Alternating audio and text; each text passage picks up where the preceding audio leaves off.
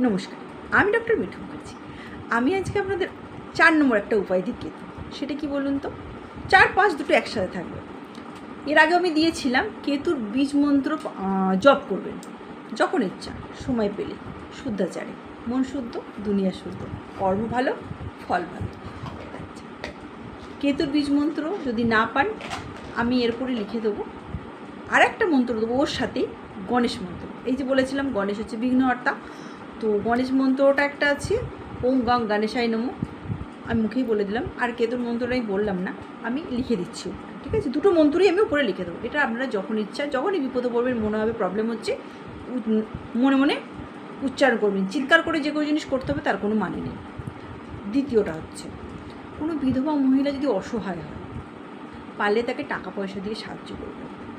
টাকা পয়সার সাথে কিছু ঘরের জিনিসপত্র কিনে দিলেন বা তার প্রয়োজনীয় কিছু, কিন্তু টাকার পয়সাটা মেন, টাকা পয়সা কিন্তু তার হাতে দেবেন। ঠিক আছে, সাথে আপনার ইচ্ছা হলে আপনি অন্য কিছুও দিতে পারেন।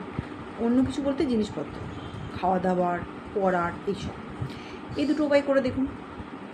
ভালো লাগলে লাইক, কমেন্ট, শেয়ার করবেন। নমস্কার। এবার বিধবা মহিলাকে কেন আপনারা দান করবেন? আপনারা নিশ্চয়ই জানেন, ধূমাবতী বলে এক দেবী আছে। আমাদের যে দুর্গার রূপ আছে 9টি, তার মধ্যে ধূমাবতী একটি দেবী আছে।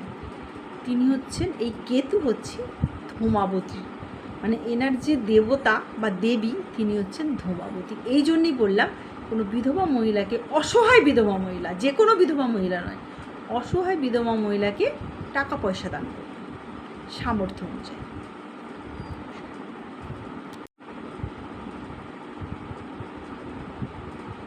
অনেক সময় ভিডিও হয়, যে ভিডিওগুলো আপনার করা যায় না, সেই সমস্ত ভিডিওতে তো লাগিয়ে